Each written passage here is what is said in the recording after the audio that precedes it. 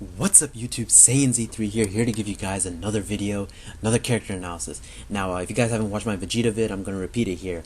I went back and rewatched some of my vids and I wasn't happy with my Goku and my Vegeta ones, so I decided to re-upload those, and or re-record that and re-upload it. Now, like I said before, this isn't going to put a damper on some of the other characters that I have planned out. I already have two of those, which are probably going to be recorded probably tomorrow or the day after, because I'm on spring break, so I have time. But I just went back and rewatched some of my videos, and I was not happy with my Goku and my Vegeta videos, so I decided to re-record those. And this, of course, is my Goku one. So, that's just a disclaimer. So, that's it. Let's get right into this character analysis.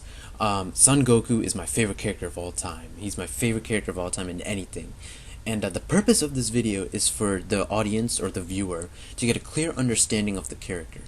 He's not as simple as people claim him to be, nor does he have little character development as people claim that he has. The English dub of DBZ that aired on Toonami in 2003 and stuff portrayed him too much as a Superman slash Captain America clone, whom he shares little similarities with, right? So so this is really me talking about Goku's character, and it's going to stay to his true character, how he's portrayed in the manga, the Japanese version of Dragon Ball Z, and I guess Dragon Ball Kai. I think the only way to watch Dragon Ball Z in English is Dragon Ball Z Kai. That English dub is definitely the best way to watch it. But yeah, let's get on with this character analysis. So basically, Dragon Ball is about Goku and his interactions with the Dragon Balls, and when we're introduced to him, he's pretty much a 12-year-old hick with little to no formal education. Any sort of character development on a mental or personality level, so to speak, is only seen when he meets Grandpa Gohan during the Fortune Teller Baba arc. We see him for the first time in that arc vulnerable and childlike. He's sort of given a different, sort of tragic side to his character, as we, the audience, realize that Goku is responsible for Grandpa Gohan's death, but Goku himself doesn't know that. Goku is also prophesized by Baba to save the world, obviously from King Piccolo, so that sort of thrusts the savior sort of connotation onto him, sort of like Kenshiro and his, if I were doing a character comparison, Kenshiro, for those of you guys that have seen Fist of the North Star, his whole end of the century savior epithet, or even with Naruto when the Great White Toad Sage or whatever, I forget, the Great Toad Sage prophesized him to be this child of destiny and stuff. Goku sort of has that with Fortune Teller Baba in Dragon Ball Part 1. But before the King Piccolo arc starts, this is really his only human slash vulnerable side to him that we as the audience or as the reader slash viewer see. Everything before that, before he meets Grandpa Gohan, is strictly growing as a martial artist and how he handles losses, learning to read and write from Master Roshi, learning about the world in general as he travels with Bulma. He's constantly putting himself in life and death situations, tanking bullets to the face, kicking missiles away, all that sort of like etc. stuff. He's just a very wild kid in general, just a very uncouth and vulgar and sort of like hick sort of person, who just has these sort of like a country tendencies to him. So really, that thing with Grandpa Gohan is, at that point, is really the only point that we see a human slash vulnerable side to him. But when he loses to Tien, we see that his consistent desire to improve is very encompassing of martial artists, as he says, like, Tien, you are very strong, I need to get even stronger. So, he's the true definition of a martial artist. Krillin, of course, dies shortly after that because of Tambourine, and this is really the first time when where he really becomes a dark character, because it sends Goku into a flying rage. This is a side that we haven't seen to Goku before, as he's purely enraged, and at this point he's only 15 years old, right? He intentionally is willing to kill, and that intentional will to kill makes him darker as a character. So if I were to say, give another good comparison, a good comparison to his character right now would probably be Gohan during the Cell Games arc, when he transformed into a Super Saiyan 2. Or if I were to take another person from a different series, Gon. Right now what's happening to him in the Chimera Ant arc with Pito and Kite is exactly what happened to Goku during the King Piccolo arc. Someone dear to him was killed slash fucked up, and Goku got, Goku just got visibly like dark and enraged and just very willing to kill. That's the sort of person that he was. And during the King Piccolo arc, he is killing in clear conscience. Before, when he supposedly killed Mercenary Tao, that sort of quote unquote kill, even though he didn't really kill him because Tao obviously came back as a cyborg, but that sort of like grenade explosion that supposedly killed Tao, as we as the audience thought at that point, that was a little more accidental than rather intentional. You know what I mean? Like Goku didn't, he just kicked the grenade up. That's all he did. I mean, there is a sense of intention to that. Don't get me wrong, but it wasn't really as convincing as some of the kills that he does in the King Piccolo arc. Because here in the King Piccolo arc, he kills Tambourine with a clear mind, with a Kamehameha straight up, and kills Tambourine with a clear conscience. He kills Drum with the one kick to the head as soon as he saves Tien and he drinks, like the supreme, holy, ultra divine water from Corrin's tower, and then he kills King Piccolo with the fist through the chest. He just, at this point, at 15 years old in King Piccolo arc, is willing to kill with a clear conscience. That's what makes him a dark character at this point. But of course, he goes back to his whole jovial, sort of like laid back, sort of laissez-faire sort of attitude. Just very energetic and just sort of very sort of like happy sort of person. So after he kills King Piccolo, he goes to meet Kami and obviously trains with him. This is when his major character arc starts. Well, his first major character arc starts, because as before he was before with Mercenary Tao, and in the King Piccolo arc, he is willing to kill rather easily. Like if you are threatening to kill him, he's going to kill you. But in the 23rd World Tournament, we actually see that Kami, before he fights Piccolo in Hero's body, he actually tells Goku that he is too soft to kill Piccolo. So we as the reader can sort of infer and presume that Goku gained this sort of soft heart when he trained with Kami. So Goku is too soft to kill Piccolo because Goku knows that Kami will die as well if Piccolo dies. This soft-heartedness is one of the major driving points of Goku's character for the next 3 arcs, the 23rd World Tournament arc included. So you have the 23rd World Tournament arc, the Saiyan Saga or the Saiyan arc, and the Namek arc / Frieza Saga. All those 3 arcs put together are really about Goku's character and how he conquers his sort of soft heart, how he learns to become merciless and ruthless. At the end of the 23rd World Tournament, he eventually beats Piccolo, but he stops Kami from killing Piccolo, as obviously Kami would die as well. And he saves Piccolo simply to fight him again. And of course he gives him like the Senzubin and stuff. And this moment is actually a misrepresentation of Goku's character. And this is what I was saying at the start. At least in the English dub, is that's what I mean when I say misrepresentation or misinterpretation rather. Fans always get this scene mixed up because of the English dub, but this is what I was talking about at the beginning of this vid. He didn't save Piccolo out of the goodness of his heart. He saved him to fight him again. Now, if you guys have been reading the Dragon Ball manga here, Krillin actually says in the Saiyan Saga, before he's about to kill before he's about to kill Vegeta, that Goku thought that Piccolo would have a change of heart. This is actually a fuck up on the translator's part. Goku does not save him out of the goodness of his heart.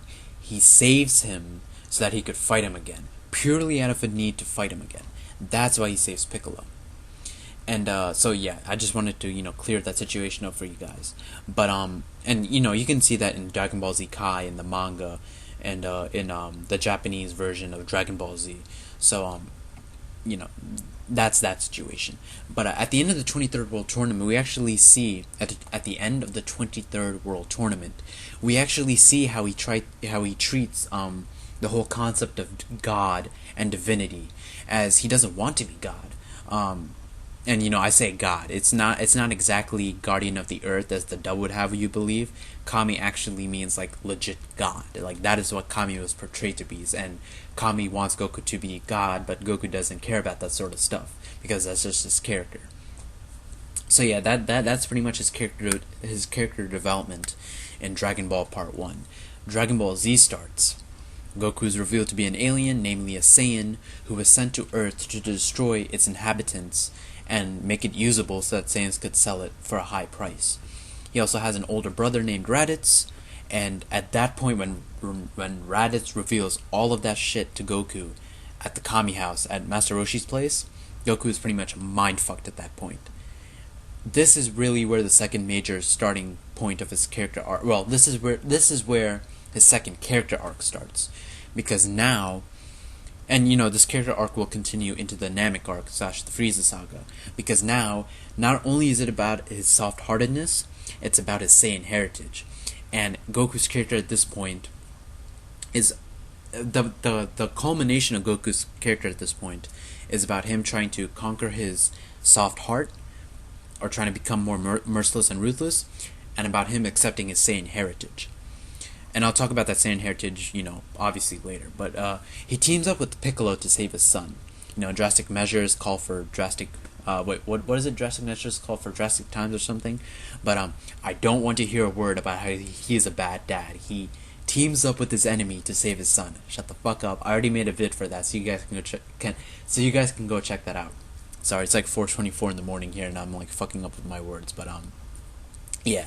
The softness that Kami alluded to in the 23rd World Tournament when he was talking to Goku in Hero's body is actually seen in the fight against Raditz, as he holds, he's holding Raditz's tail, and Raditz is like, like left vulnerable from that, and he's like paralyzed and in pain. But then Goku lets it go when Raditz says, I'm your brother, I'll become a better person, this and that. And of course Goku lets it go, and Gohan gets all enraged and hurts Raditz's chest, and the rest of that fight happens. But I want to talk about Goku's gullibility over here for a second. This gullibility right here might be the flaw to his character, but it's pretty much diminished in the later arcs in terms of how gullible Goku is. So yeah, of course, Goku dies at the end of the fight with Raditz, and he comes back to fight Nappa. This is the start of his acceptance as a Saiyan. He begrudgingly accepts it when he is fighting Nappa. He actually tells Nappa, like, I'm a Saiyan, or something like that, something along that line. I forget the exact line, but he actually again takes note of his Saiyan side when he's fighting Vegeta. He's getting excited to fight Vegeta because he's taking note of Vegeta's immense strength, and even his own possible death. I mean, Goku's saying, like, I might possibly die, yet I'm still excited. That's really Goku's core character at that point, because he just can't contain his excitement when it comes to facing powerful opponents. That's just his character. But while he's fighting Vegeta, we also see that he feels the guilt over killing Grandpa Gohan. He comes to the realization that he killed Grandpa Gohan when he finally sees Vegeta transform into a great ape. And once he does this, he feels the guilt, and he thinks he owes it to Grandpa Gohan and to the planet of Earth to beat Vegeta. And really, this is really where we see him take on more of like a hero role, so to speak. Hero role. Can't even pronounce right. But the following action happens. And here's another mishap on the original dub's part. Vegeta loses Spirit Bomb, this and that. Goku does not stop Krillin from killing Vegeta out of the goodness of his heart. Much like the dub would have you believe with Piccolo also. Goku, once again, wants Vegeta to live because he stops Krillin out of a want to fight Vegeta again. He finally learns that his desire to test his strength alone against Vegeta is because of his Saiyan instinct, and it's at that point that Goku somewhat accepts that he is not a human, that he is not an Earthling, he is a Saiyan. And once again, he showcases his selfishness again as he's putting the world at risk solely for a rematch. This is really where you get to see sort of, in a sense, not only Goku's selfishness, but his sort of anti-hero qualities also, because he wants Vegeta to live simply to fight him again when he knows the world is at danger. There are some anti-hero connotations to that. That's pretty much his character in the Saiyan arc. In the Namek arc, his character is about getting ruthless and accepting his Saiyan heritage, like I explained before. This is really the culmination of all of that. Vegeta notes that Goku will not get any stronger unless Goku hardens his heart. We see this when Vegeta kills Raccoon, Burter, and Jace, and Goku like comments, it actually tells Vegeta like, "Why'd you do that? There was no need for that, right?" Goku's heart is actually finally hardened when Krillin is killed by Frieza, as at that point he transforms into a Super Saiyan and is driven by pure rage. Though he's driven by pure rage. Before that happens, though, the anime actually has a nice scene where Vegeta appears in Goku's mind and actually helps Goku to accept his Saiyan heritage. This is right before Goku uses the Spirit Bomb, but and Vegeta actually says that Goku at this point has been denying who he is this whole time, and he's been saying that. And so here's the exact quote from the original dub. So while you might deny who you are the last member of a once proud race of fallen warriors. So Goku at that point finally accepts that he is not a human, he's not an Earthling, he is a Saiyan. But of course, he realizes that he is not an Earthling or a human, and that he is a Saiyan. But he always refers to himself as a denizen of Earth. So he still has that sort of attachment to his to his supposed home planet in planet Earth. But even before that scene with Vegeta in his mind, before he uses the Spirit Bomb against Frieza, right? Even before that, we see Goku respectfully bury Vegeta, even though Goku admits that he hated Vegeta for what he did, killing his friends Tien, Yakuza, or being responsible for his friends' deaths. Kami, Tien, Yamcha, Chaozu, even Piccolo, who at that point was sort of like an anti-hero. And once again we see Goku's sort of like anger and his rage towards Nappa. But Goku's even visibly mortified when Vegeta actually recounts how Frieza treated him in the past, how he killed an entire race over nothing more as trivial as a rumor. He was visibly mortified at that. And he respectfully buries Vegeta out of that. And he respects Vegeta. He respects Vegeta for putting up with all of that, and living the way that he did.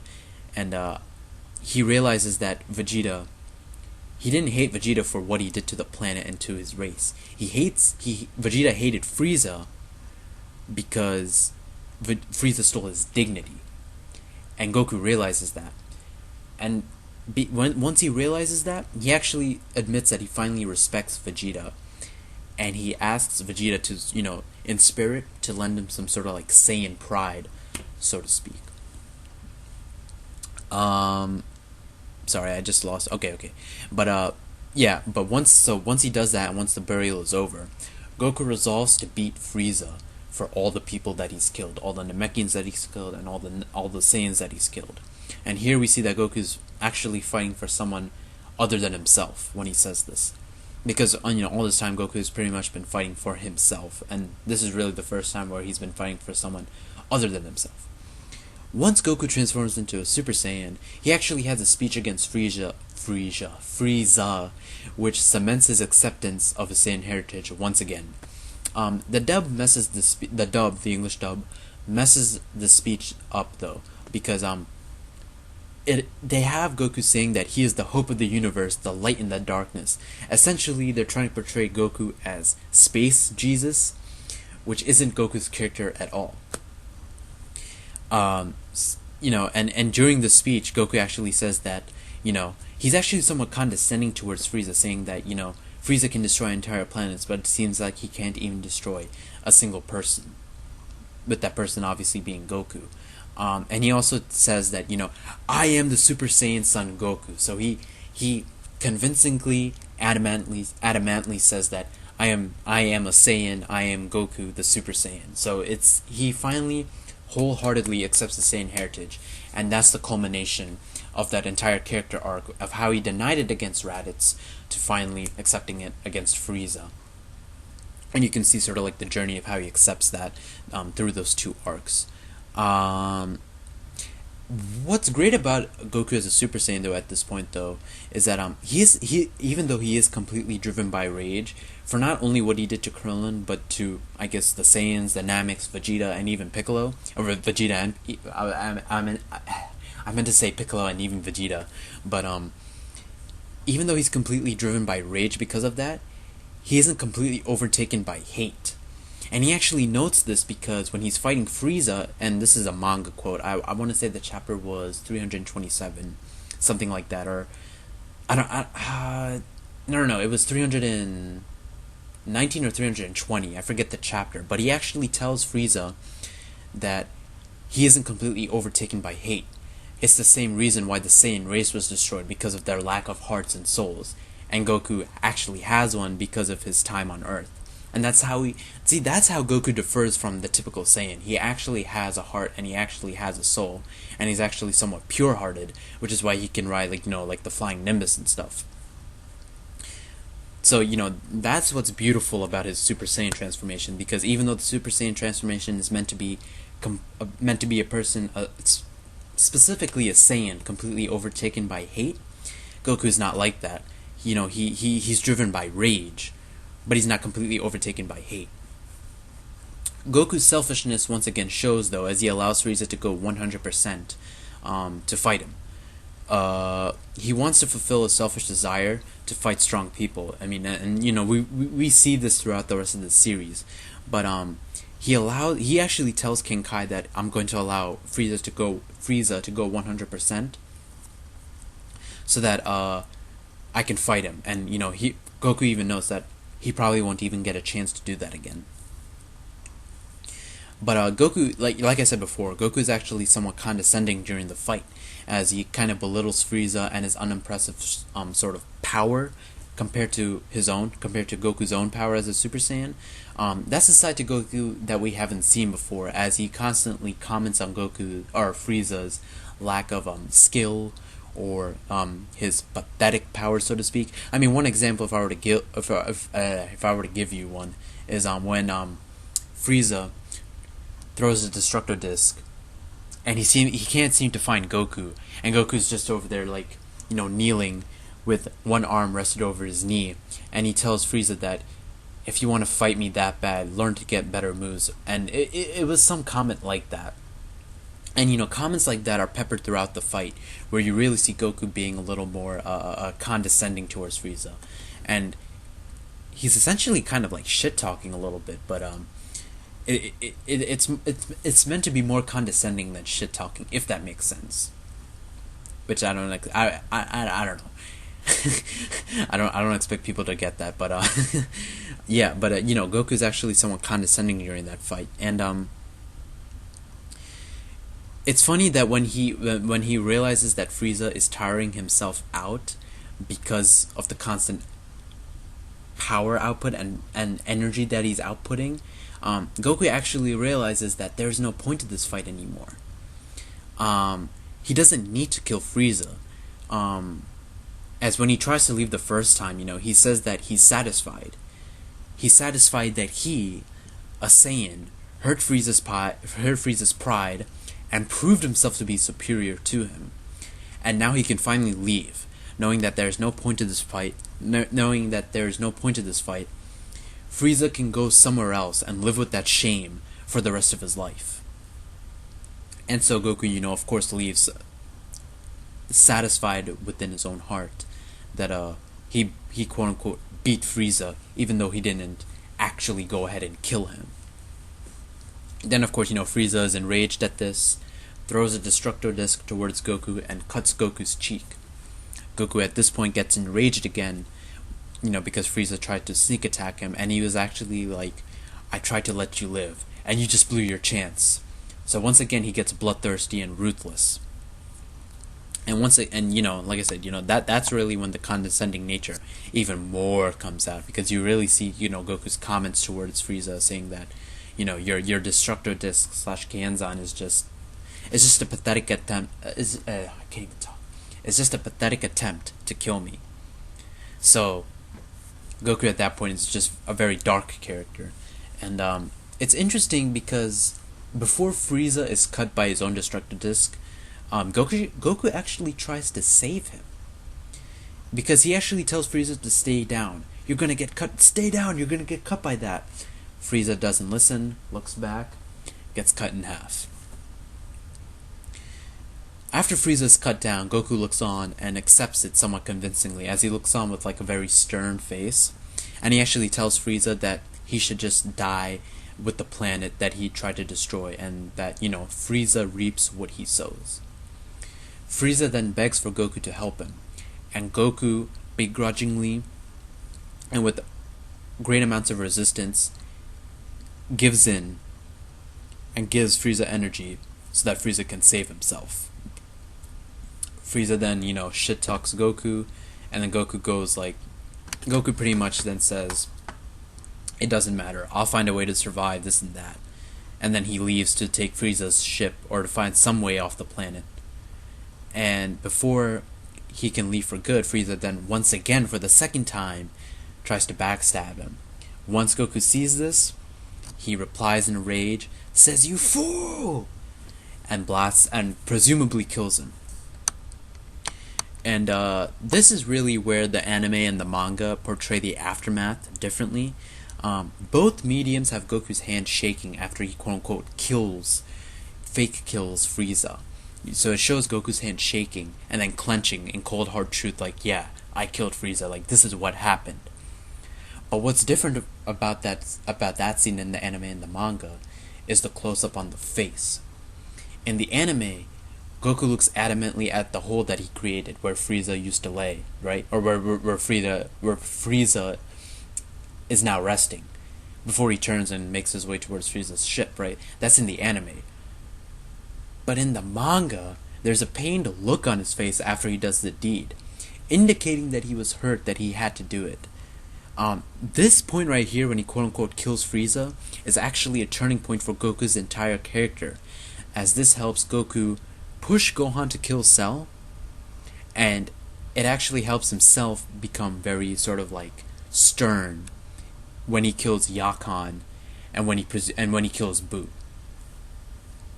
So that's pretty much, so here from the King Piccolo from the 23rd World Tournament to the Frieza arc, we see Goku grow as a character in terms of him accepting his Saiyan heritage and in terms of him becoming more merciless and ruthless. That is really Goku's main character quest through the series. But then we get to the Cell arc, or the Cell Saga / the Androids arc, where Goku sort of takes a back seat as the main character. After he loses to Android 19, he really only does three significant things up until he fights Perfect Cell during the Cell games. Those three things are: number 1, he has his ass knocked out by a heart virus. Number 2, he saves Piccolo and Tien from Cell. And number 3, he's training with Gohan in the hyperbolic time chamber. Those are really the only 3 significant things that he does in between when he loses to 19 and when he loses to Cell in the Cell games.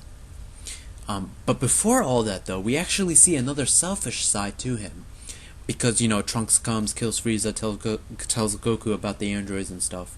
And once Piccolo sort of like retells all that stuff to the Z Fighters, Bulma actually suggests the idea that they go to Jiro's lab and find the lab and deactivate the androids from there so that the world isn't in danger. But Goku says, "No, I don't want that. I want to test my strength against them." Which is actually what he tells Trunks also, when he says, you know, "Oh man, I'm gonna be killed by a stupid heart virus, and I'm not even gonna get the chance to fight them." You know, things like that, you know, really bring out Goku's character in the sense that he's very like selfish in that way. And you know, this whole thing with Bulma right here just sort of showcases his selfish side and his sometimes, you know, sort of like anti-hero-esque side, if that's what you want to call it. But yeah, you know, you can really see sort of like Goku's selfish side when he intentionally lets people live to fight them again, even though the world is in danger. And you can sort of call that anti-heroic. But really, the best thing, at least that I found about Goku's character, not only in the Cell arc but in the Buu arc as well, is that he gets complex. And this is really where I want to showcase Goku's complexity as a character, because many people assume him to be too simple when that's not the case. And we see his character get complex when he opts to not save Piccolo initially when Cell blasts Piccolo through the torso. Remember? He breaks Piccolo's neck, picks him up, and Cell blasts him and throws him into the water. Goku actually intentionally does not try to save him. This is because if they have recklessly tried to do that, they're going to be killed. Cell is stronger than them. Android 17 is stronger than them. 18 is stronger than them. I already said Cell. 16 is definitely stronger than them. They'd be killed if they went down there. Here we can see the character development, as if we were to compare this to Krillin's death in the King Piccolo arc, we saw that Goku went ahead and tried to challenge Tambourine on an empty stomach, which meant he wasn't as strong. Over here, it's the same exact situation, except Goku with the clear mind says, we can't do that. So we see the character development. And also keep in mind that no Piccolo means no Dragon Balls. So that sort of spells the gravity of Goku's decision. Hell, he even punches Gohan to stop him from trying to save Piccolo. Remember, he punches him, and Popo, is like, "Are you okay, Gohan?" and like this and that. So the gravity of that decision is really what makes Goku complex as a character in that arc. Later in the arc, after he comes out of the hyperbolic time chamber with Gohan, we see his laid-back personality and his sort of laid-back side. He actually admits that rest is important too. Where previously, the guy was training non-stop. It's very interesting to see the relaxed Goku just enjoying life instead of training during the 10 games before the Cell games start. During the Cell games, though, he comes to understand Gohan more, as he did not take into account Gohan's unwillingness to fight when pitting him against Cell, because the only way that they were going to beat Cell was Gohan, right? But he did not take into account Gohan's sort of meekness, his sort of timid, or I won't say his timid side, but his unwillingness to fight.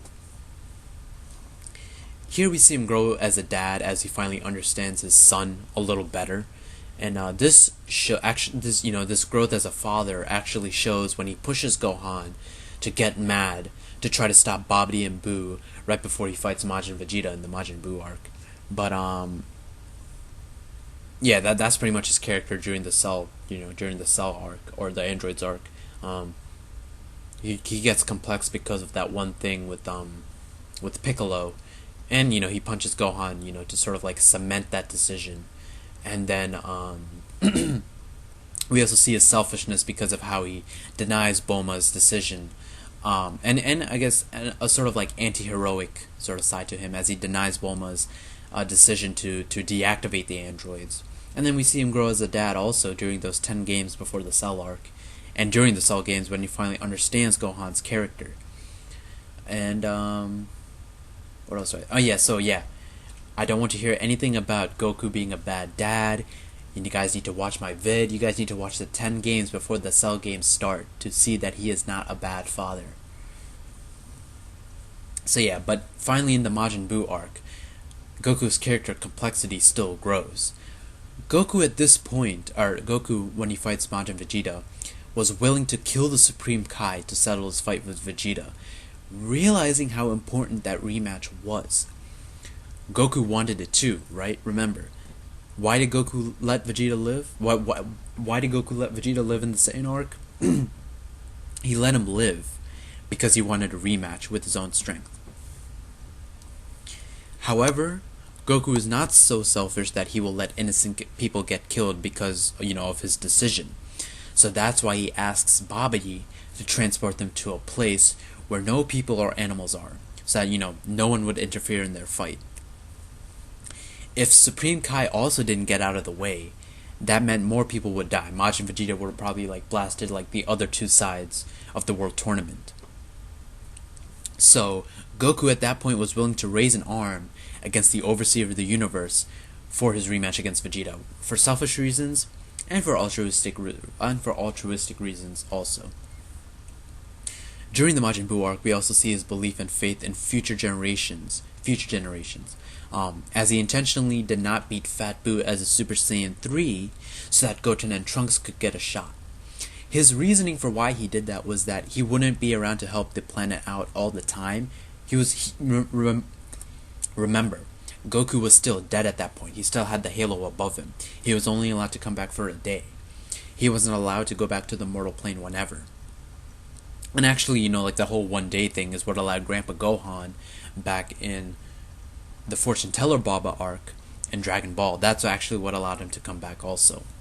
But yeah, this belief and faith in future generations is really seen in Goku, not only with Goten and Trunks, but also with Gohan during the Cell arc, and also with Oob at the end of the series. So yeah, and so there needs to be newer people to sustain the safety of the Earth. That's really like something that he believes in, and something that we see in the series. And towards the end of the Majin Buu arc, Goku's character once again gets complex when he saves Mr. Satan and Dende instead of his own sons, Piccolo and Trunks. We see how he deals with this when he lands on the Kai planet in the anime, as he struggles with the decision that he made to save Mr. Satan and Dende instead of his sons. The line of reasoning over here is obviously that he couldn't just leave Mr. Satan and Dende on planet Earth to die. They were closer, and so he had to save them. He just had to, which sort of showcases his sort of altruistic side to him. And this altruistic side was even seen before in Dragon Ball. I will say with Dragon Ball Part 1, when he with Nam, with Bora and Upa, when he saves them from Mercenary Tao, when he is just he gives a Nam his half of the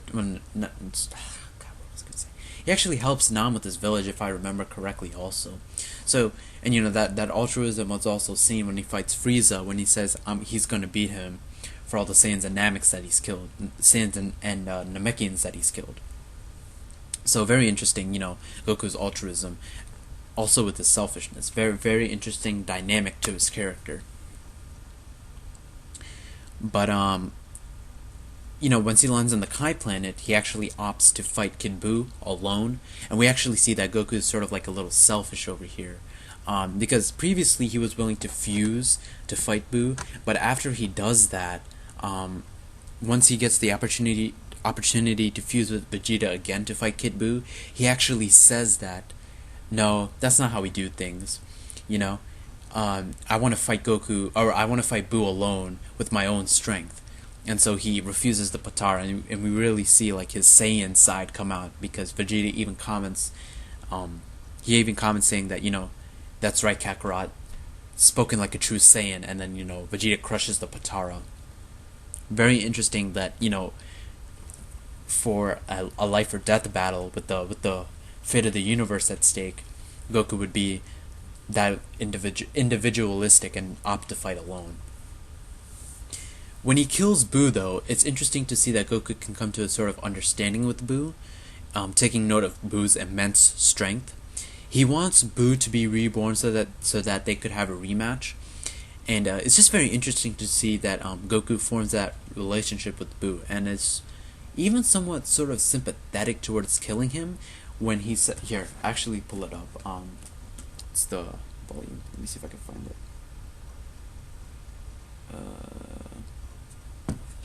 Okay, here it is. Okay, yeah. So it's hard to see. You see where my pointer finger's pointing? I'm gonna read that to you. You fought hard, all by yourself. I hope you get reincarnated as a good guy, so I can fight you one-on-one. I'll be training and waiting. Interesting that he can form that sort of relationship with Majin Buu, who at this point is pretty much evil incarnate. But yeah, that's pretty much the end of the Majin Buu arc. And then at the end of the series, we see that sort of like selfish side to him again arise, as he hasn't seen Bulma in 5 years. And actually, I'll pull that up also. Yeah. So here it is. Is my thumb pointing to that? Oh no, it's not. Okay, let's see. Okay, so yeah, I don't know if you guys can read that. You guys can pause it, but where my two fingers are, this one and this one, I'm gonna read it to you guys. Hey, long time no see. And Bulma says, we never see you if we didn't drop in on you. You always were like that. Goku then says, that's not true. I visited you 5 years ago. And Bulma's like, oh yes, only 5 years ago, in between training trips.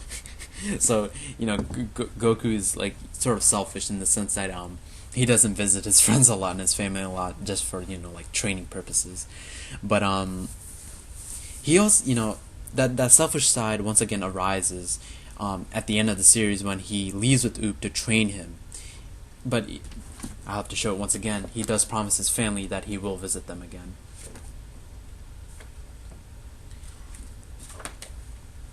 I don't know how long it'll take, but I'll come visit sometimes. He doesn't leave his family. He does not leave his fucking family. Shut the fuck up.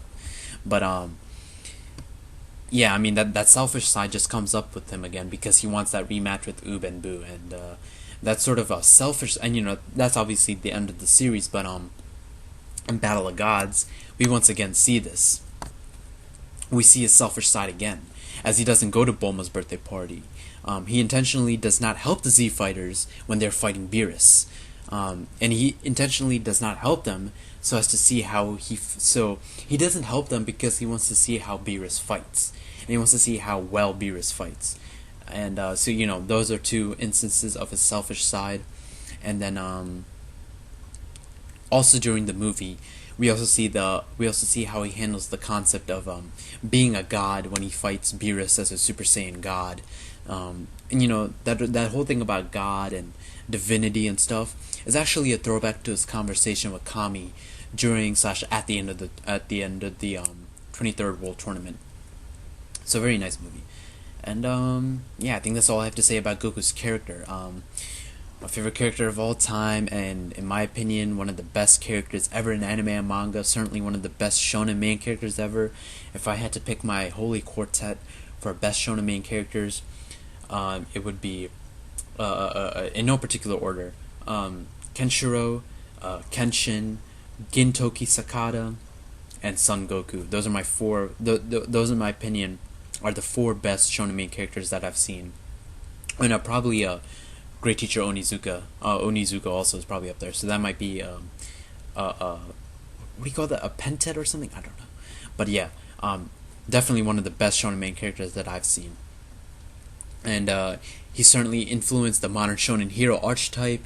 He pretty much was responsible for the idiot, naive, sort of simplistic sort of like character, shonen main character, and he's responsible also for the growing popularity of anime and manga in the West, and he still remains an icon. So, without a doubt, he's one of the best characters, and one of the best characters that I've seen, and certainly my favorite character of all time, and just a great character in general.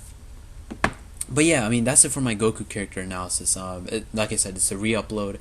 I certainly hope that my hoarse throat, I don't know, kind of got hard for me to talk a little bit and enunciate. So I'm sorry in advance if that fucked some of you guys up. But yeah, that's it for my Goku character analysis. If I want to just what was I gonna say for else? I might do one for Piccolo. I'll have to go back and rewatch that. And I got ones planned for Kenshiro and Yusuke. Those will be coming out soon. So until then, thank you guys for watching, and let me know what you guys think about Goku. Did I change your guys' opinion on anything, or are you guys still not convinced, or this and that? Just let me know. I'm more than willing to link manga chapters for certain scenes if you guys want that, or anime episodes for any of that. Just let me know. So thank you guys for watching. Please rate my video, please comment, and I will see you guys later. Peace, and as Goku would say, os.